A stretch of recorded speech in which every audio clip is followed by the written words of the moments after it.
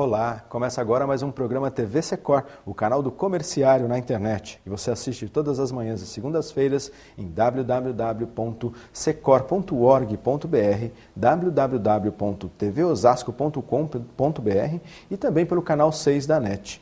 Hoje, para conversar aqui conosco, a nova presidente da OAB, a Ordem dos Advogados do Brasil, doutora Libânia Aparecida da Silva. Bom dia, doutora, tudo bem? Bom dia, Jefferson, tudo bem. Muito obrigado pela sua presença, por ter disponibilizado um horáriozinho aí na sua agenda, que deve ser bem apertado, para conversar aqui conosco, viu, doutora? Muito obrigado. E também o Luciano Rodrigues, Luciano que é vice-presidente do Secor. Tudo bem, Luciano? Bom dia. Bom dia, Jefferson.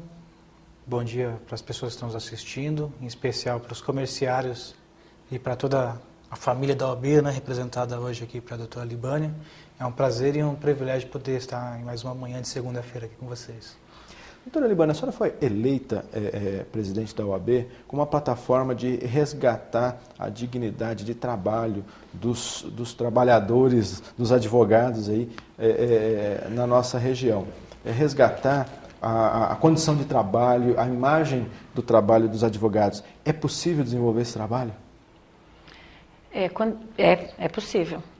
É possível trazendo o respeito para a classe de volta, né? Porque o advogado é um ser respeitado pelo seu conteúdo de conhecimento jurídico, né? Porque qualquer cidadão, tanto quem está errado quanto quem está certo, precisa do advogado para fazer valer os seus direitos.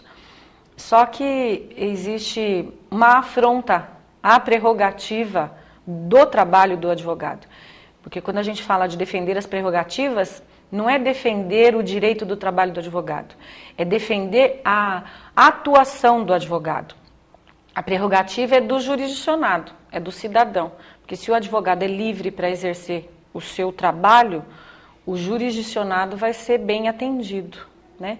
E no meu entendimento não existe hierarquia. No meu não de ninguém. Não deve existir hierarquia entre juiz, promotor, defensor, delegado e todas as autoridades, as pessoas que trabalham com direito. Mas existe. No dia a dia acaba existindo. No dia a dia acaba existindo enfrentamento, acaba existindo desrespeito. Mas aí eu acredito, e sempre às vezes, né? Eu acho, muitas das vezes, é por conta da falta de conhecimento do profissional dos dois lados, porque não é porque é juiz que tem completo conhecimento, não é porque é advogado que tem completo conhecimento. Tem que existir o respeito. O respeito, existe a necessidade do juiz, sem o advogado não tem o processo, sem o juiz não tem o processo, sem o promotor não tem o processo, né? Só com o autor e o réu poderia ter, porque é os dois que têm o problema. Mas como eles não conseguem conversar, eles precisam desse aparato todo. Então, quando eu falava resgatar a dignidade, é isso, resgatar o respeito que a classe merece e tem que ter. E toda a classe, comerciário ou qualquer outra, unida ela é forte. E o que a gente precisa é isso, unir a classe dos advogados, para mostrar que somos fortes. Sozinho, ninguém pode fazer nada. Nestes meses em que a doutora já está à frente da OAB, já verificou algum resultado nessa caminhada, nessa jornada para unificar a classe, para unir a classe? Já. Nós estamos fazendo toda a última sexta-feira do mês um happy hour na OAB, trazendo os advogados para casa. Toda terça-feira, a partir das 9h30, tem o café da manhã com a diretoria. Então, não dá para enfiar goela abaixo dos outros o respeito que merecemos. Mas o que dá é para ir conquistando aos poucos, porque a gente vai unindo. Às vezes a gente tem um advogado lá na ponta de Osasco que tem um problema e ele não sabe como resolver. Se ele interage na casa que é dele, porque a casa do advogado é dele também, e se ele interage lá, ele conhece outras pessoas que pode ajudá-lo no problema que ele está vivendo. E eu falo assim que não é demérito, muito ao contrário, é união. Eu não posso deixar de estender a mão para ninguém, que dirá para um colega advogado. E eu também não posso ter um orgulho maior do que eu, para não querer a mão do outro, se eu estou precisando dela. E eu só vou saber que você está precisando se você falar, a não ser que eu seja sua irmã, sua mãe, seu parente conviva com você. Dos outros a gente só sabe se ouvir. E aí, ele estando na casa, ele frequentando a casa, ele vai ter mais liberdade para isso. Agora, a gente tem ouvido falar bastante na região das dificuldades, das condições de trabalho do advogado, os fóruns com condições precárias. Recentemente, até uma entidade ligada ao Judiciário, a APATEJ, a Associação Paulista dos Técnicos Judiciários, denunciou um anexo ao fórum que tinha um elevador sendo usado como arquivo. Isso tudo atrapalha o trabalho do advogado? Atrapalha o trabalho do advogado, do servidor, dos juízes, dos promotores, dos defensores, do cidadão que tem que frequentar aquele local, atrapalha tudo. Mas isso eu falo que melhorar as condições físicas do fórum depende de interesses. Interesses de quem tem o poder para fazer, né? A APATEJ, a OAB e outras tantas sindicatos e outras tantas pessoas, a imprensa, ela só pode cobrar, exigir, cobrar, reclamar, mostrar, que é o que a APATEJ fez. O Fórum de Osasco não tem condição física para o tanto de processo que tem, para o número de pessoas que vai. Ele não tem acessibilidade, ele tem rachaduras, ele está assim num estado calamitoso. O anexo, que é a Fazenda Pública, está aqui na Castelo Branco. Também não tem condição. Mas não são só esses fóruns. Eu acho que fórum é um problema muito maior do que a gente imagina. Porque Carapicuíba também, a condição do fórum também é ruim, também é precária, também tem problema. Mas o Fórum de Osasco, em especial, ele já tem um projeto de fazer um novo prédio há muito tempo. É antigo esse projeto, né? É antigo. E por que não fizeram, né? E por que não agiram? E por que... São questões que eu não tenho condição de responder, porque primeiro que nem vivi nesse meio, né? Não sei. Eu sei, aquilo que eu falo que eu falo até demais. Eu falo. Aquilo que eu não sei, eu não posso falar. Mas nós participamos de uma reunião dia 19 de março, lá na Secretaria da Justiça, com o Dr. Fleury, o secretário da Habitação de Osasco e mais uma série de pessoas, engenheiros e todo esse pessoal que está envolvido nisso, e que... O que eu percebi é que porque a pasta que eu tenho de construção do fórum lá na UAB, ela estava parada. Não tinha uma correspondência desde 2008. Ela estava parada. E aí eu comecei a procurar informação, porque deixaram no meu colo, né, a construção do fórum, como se eu fosse lá botar a mão na massa e fazer, né, ou enfiar a mão no bolso, tirar o dinheiro para pagar. Então eu fui atrás, porque eu faço as coisas devagar, eu vou pesquisando, vou procurando saber. E aí eu fui convidada por uma pessoa da Lapa, que ia ter uma reunião sobre a construção do Fórum da Lapa, lá em São Paulo, um dia antes dessa de Osasco. E aí eu falei assim, e quando eu cheguei lá para a reunião do outro fórum, porque eu queria saber qual era o caminho, né? Qual é o caminho de se cobrar, qual é o caminho de encontrar a resposta e os porquês, responder os porquês. Quando eu cheguei lá, conversando com uma pessoa, e eu descobri que no dia seguinte tinha uma pauta para o Fórum de Osasco. Falei, que bacana, então eu volto aqui amanhã. E liguei para o gabinete do prefeito e ele falou que tinha realmente uma reunião. Se eu queria, eu falei que eu queria. Aí foi o Marcelo do jurídico dele também foi. E tá assim, eu não sei o que falta. Parece que estava enrolado em alguma coisa, né? Mas desenrolou. E aí o Fleury com a CSO, mais o secretário de obras lá responsável do tribunal, iam fazer uma reunião com a construtora, que foi contratada pela Prefeitura de Osasco, porque o fórum é um convênio, Estado 80%, Prefeitura 20%. Os problemas que tiveram ali foram técnicos, as chuvas, parece que os buracos que fizeram as chuvas, parece que teve um problema lá com o SESC, que foi superado, mas por conta disso tem aditamentos de contrato, isso é burocracia que demora, por conta também do tempo, né? Tudo conspira contra. Não caminhar. O fórum que era desse tamanho precisa ser desse, e aí aquele projeto que levou um tempo para fazer foi assim, agora precisa assim. Então mas tudo está resolvido. E a construção vai dar o start agora, acho que é quarta-feira. Olha aí, que bacana, em primeira mão aí o anúncio do início Quarta-feira da obra. agora vamos ter uma solenidade de recomeço de construção e, se Deus quiser, sem parar mais. Agora, essa questão da condição de trabalho do advogado nos preocupa, né, Luciana? Nos preocupa as entidades civis, os trabalhadores em geral, até pelo histórico de morosidade da justiça, né? Se isso atrapalha, né, Luciana? A outra ponta, o trabalhador que recorre à justiça fica com o coraçãozinho apertado cada vez que precisa buscar esse serviço, né?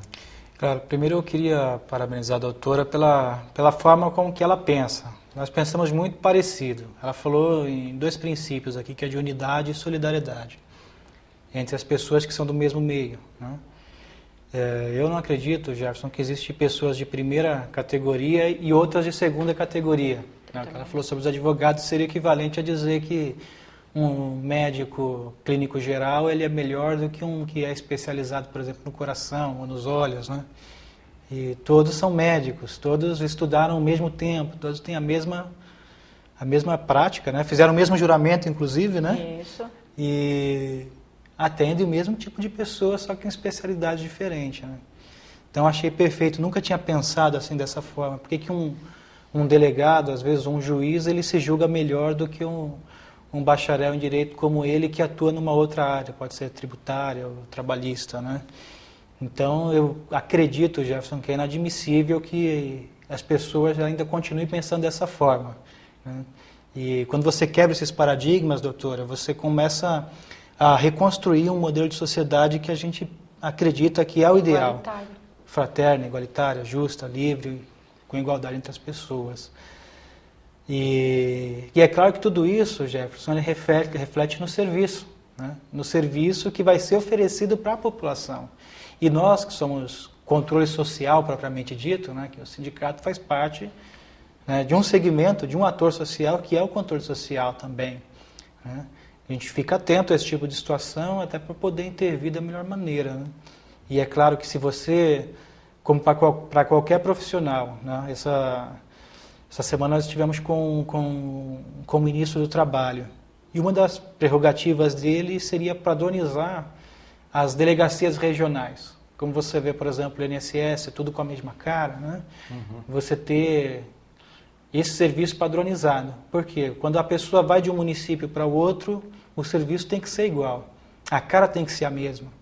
E por que não fazer com que os fóruns trabalhistas também tenham um padrão de atendimento e que prime pela excelência e pela qualidade do serviço?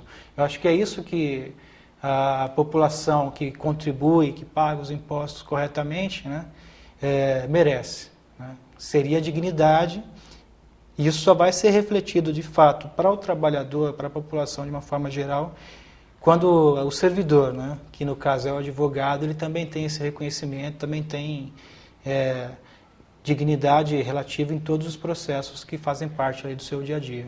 Tá certo.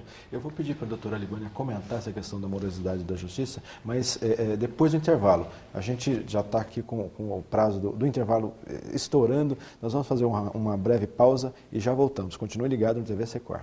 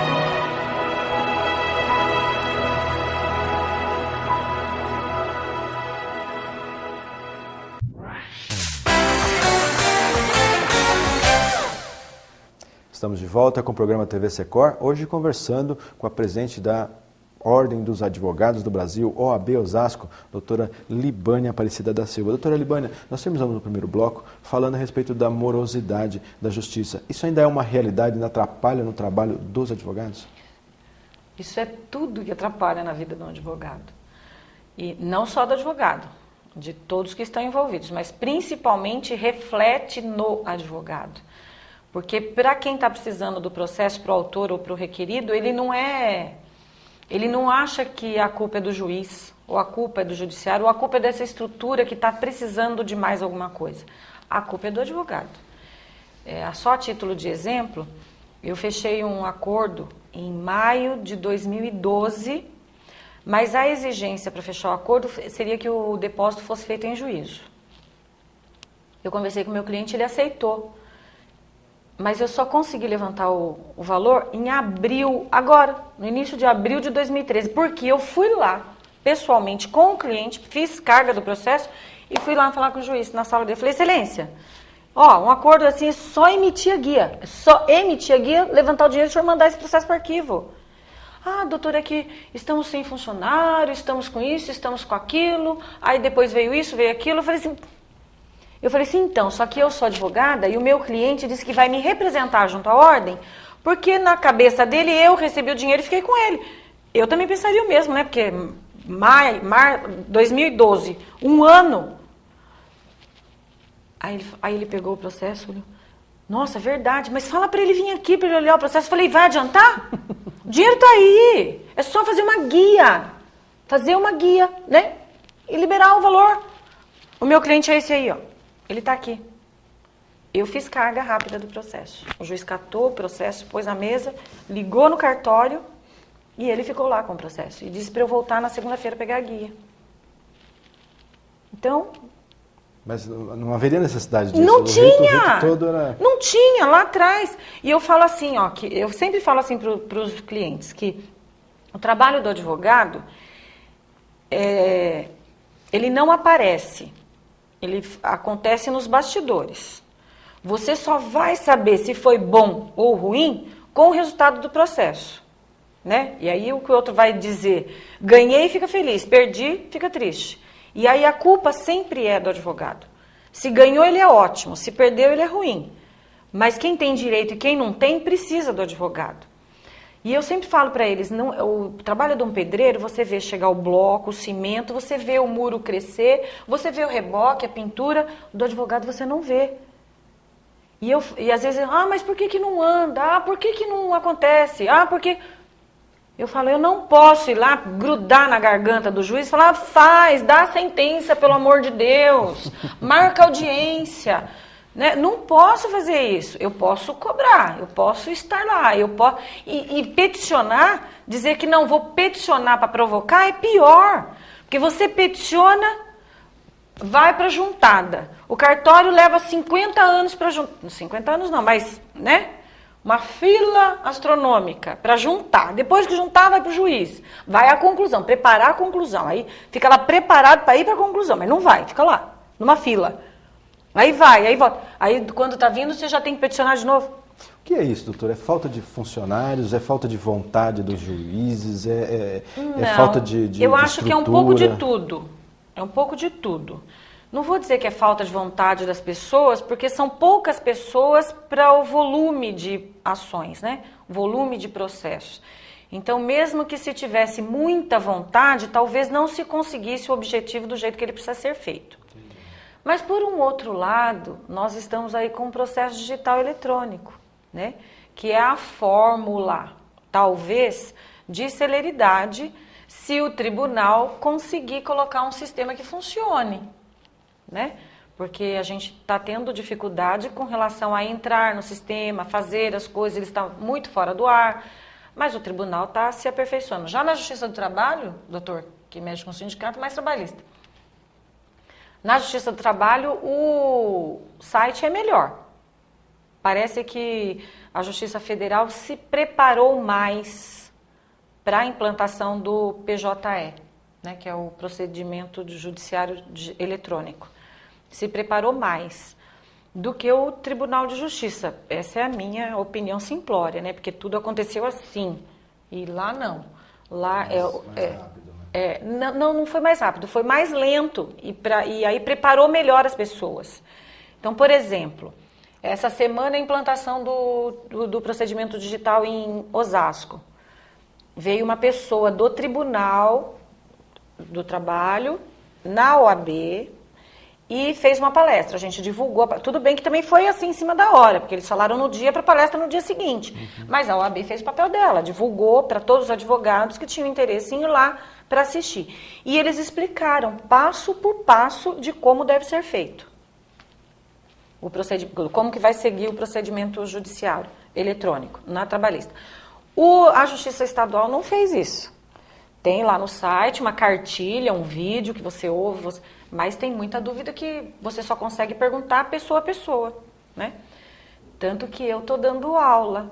Pois é, isso que eu ia perguntar agora. A doutora é pós-graduada em processo penal, é advogada da ativa, defensora da ativa, né?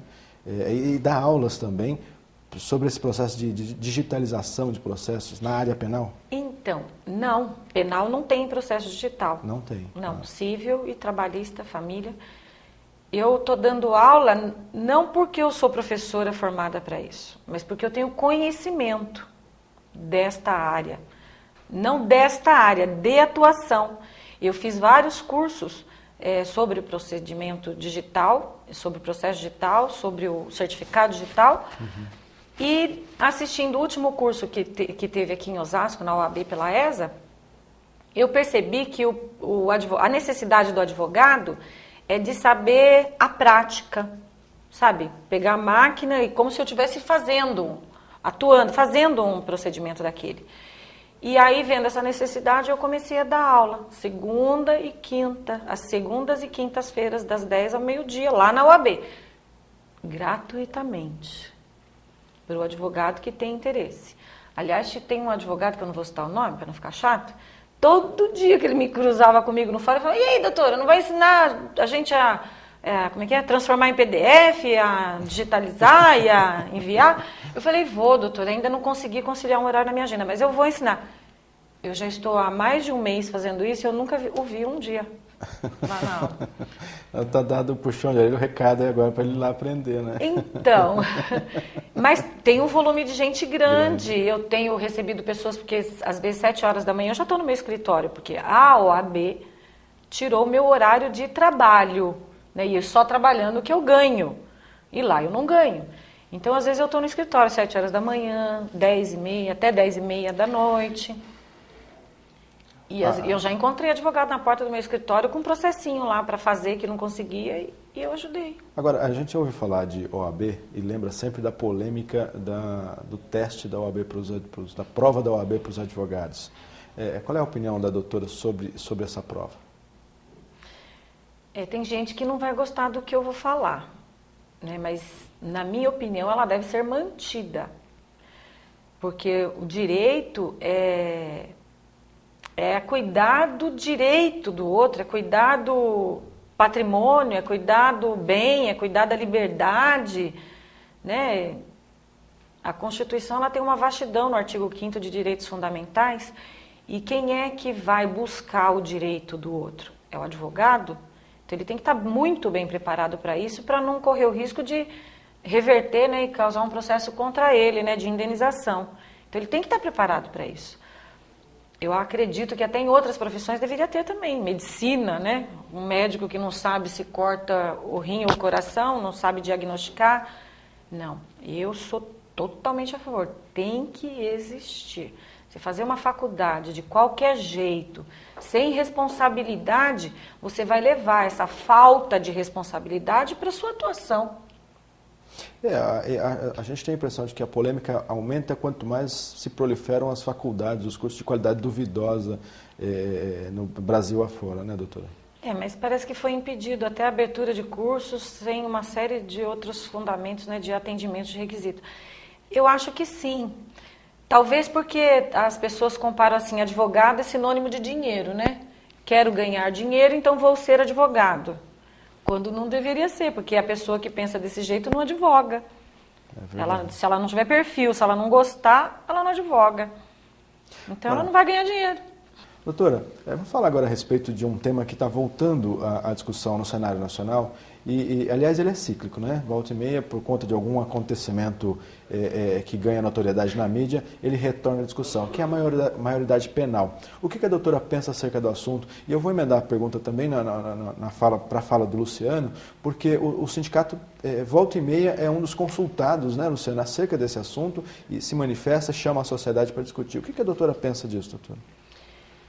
O cidadão com 16 anos, se ele pode votar e escolher o seu dirigente, o dirigente da sociedade, o representante maior da sociedade, que é presidente, governo, prefeitura, por que não responder pelos seus atos também? Porque se ele tem discernimento para escolher o seu dirigente, ele tem discernimento para o que é certo e para o que é errado. Ele pode trabalhar aos 16 anos? Por que ele não pode responder pelo seu ato? Mesmo porque a sociedade ela evolui. Se há 50 anos, 20 anos, uma criança de 12 anos, ela não tinha entendimento de muita coisa, ela brincava de boneca e ficava dentro de casa, hoje é diferente. Ela evoluiu. Internet, meu neto tem 11. É uma sumidade na internet, melhor do que eu. Então, existe uma evolução das pessoas. E com a evolução das pessoas, os problemas, e tem que ser adaptado. Eu acredito que tem que diminuir a maioridade penal. Trazer essa discussão, né, Luciano, é importante. Eu penso que a gente não tem estrutura, seja ela jurídica, seja ela penitenciária, seja ela educacional, ou de várias maneiras. Nós não conseguimos ainda no Brasil, as pessoas evoluíram, doutor, eu concordo, mas nós não conseguimos evoluir em nível nem de estrutura, nem de infraestrutura para enfrentar um debate desse. Porque, por exemplo, você está num país onde você tem uma taxa elevadíssima de analfabetismo, né? Você ainda tem, por exemplo, o jovem negro no mercado de trabalho com o seu menor salário e aleijado ainda dos espaços, né, educacionais. Então, quando você ainda não passou, não evoluiu do processo de cotas, por exemplo, para negros na universidade, e ainda as pessoas estão dizendo que a gente tem uma demanda de vagas na universidade para pessoas com baixa escolaridade. O que eu acredito, por exemplo, que você vai ter que continuar penalizando as pessoas que são marginalizadas na sociedade, por conta de falta de investimento governamental para que essas pessoas elas pudessem ascender para um novo nível. Então, quer dizer, você não oferece educação, você não oferece emprego, você não oferece saúde, você não oferece moradia, você não oferece saneamento básico, você não dá nada para esse indivíduo, né? E, em contrapartida, você tem toda uma abordagem de mídia que fala que ter é muito mais importante do que ser. E aí você oferece para ele agora, por exemplo, a punição, né, por um ato infracional, para um garoto, para uma jovem de 16 anos. Nós não conseguimos, Jefferson, ainda evoluir no que diz respeito à dependência química no Brasil. Então nós temos esse debate muito forte ainda, agora, né, das internações compulsórias, né? Então como que eu levo, por exemplo, um jovem usuário de drogas, né, para uma cadeia por um delito que ele cometeu? Será que esse sistema que a gente tem hoje, prisional, ele vai resolver esse problema? Porque, na verdade, qual que é a proposta de você levar alguém por uma cadeia pública, né? Para reintegrar aquele cidadão à sociedade. Então, hoje, nós não temos nem a Fundação Casa, por exemplo, preparada para atender esses jovens, esses adolescentes em situação de risco social. Então, não tenho certeza, viu, doutora, que tem muitos debates que a gente deveria aprofundar e resolver outros problemas estruturais que são muito graves na nossa sociedade antes de tratar dessa questão, né? Quer dizer, você punir é parte do problema, mas educar, né? Eu ainda, como sou Paulo Freireano, né, eu acredito que nenhuma transformação social ela se dá antes que que se passe pela educação da sua população. Então, nosso problema crucial ainda está na educação da nossa população. Enquanto não se resolver esse problema, a gente não consegue evoluir para um debate maior. Por isso que o tema é polêmico, está colocado o debate para a sociedade. Acho que a gente vai ter a oportunidade de debater esse assunto outras vezes, quero contar com a colaboração, com a participação da doutora Libânia. Luciano, muito obrigado pela participação. Eu acho que a gente tocou aí num tema que vai render outros programas para a gente vir conversar. Bom, infelizmente o nosso tempo já se esgotou, o TV Secor fica por aqui, você já sabe, não fique só, fique sócio. Confira no site do seu sindicato em www.secor.org.br todas as vantagens e benefícios de ser um associado. Eu aguardo você na semana que vem. Até lá!